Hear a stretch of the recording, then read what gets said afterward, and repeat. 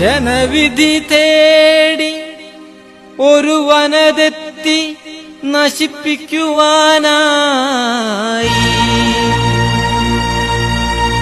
ഇരട്ടച്ചങ്കെന്നും പരട്ടച്ചങ്കെന്നും പറഞ്ഞിടുന്നു നാട്ടുകാര്.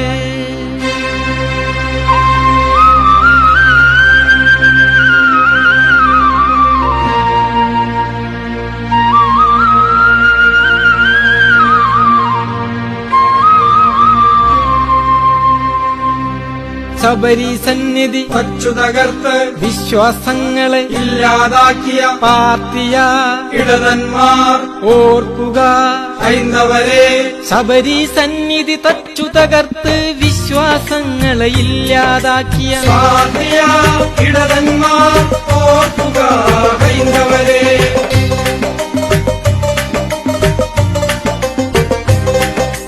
ഹൈന്ദവ മക്കളെ തെരുവിലിറക്കിയ മണ്ഡലകാലം ഓർത്തിയിടാം. വിരലിൽ മഷി പതിയും നേരത്ത് മണ്ഡലകാലം ഓർത്തിയിടാം. ശബരിമലയെ കാത്തിടുവാൻ ഓർക്കുക ഹൈന്ദവരെ, ഹൈന്ദവരെ ഓർക്കുക.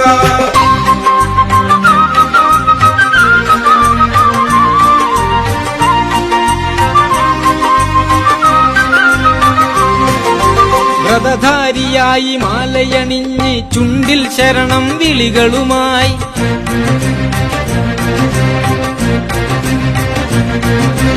എത്തിയ ഭക്തരെ കാരാഗൃഹത്തിലെത്തിച്ചവരെ ഓർക്കുക നാം. എത്തിയ ഭക്തരെ കാരാഗൃഹത്തിലെത്തിച്ചവരെ ഓർക്കുക നാം. ഒരു മനസ്സോടെ ശബരി സന്നിധി കാത്തിടാനായെത്തി നാം. അധികാരത്തിൻ ഗർഭിനെയെല്ലാം ശരണം വിളിയാൽ നേരിട്ടു. ഓർക്കുക ഹൈന്ദവരെ, ഹൈന്ദവരെ ഓർക്കുക.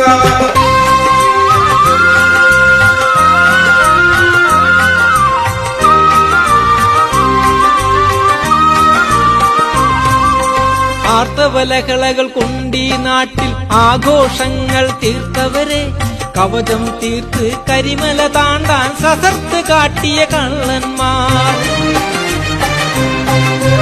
അറിയണമിതിന്നു മറുപടി എന്തെന്നിനിയും വൈകരുതോർക്കുക നാം. വിരലിൽ മഷിപതിയും നേരത്ത് മണ്ഡലകാലം ഓർത്തിയിടാം. ഓർക്കുക ഹൈന്ദവരെ, ഹൈന്ദവരെ ഓർക്കുക.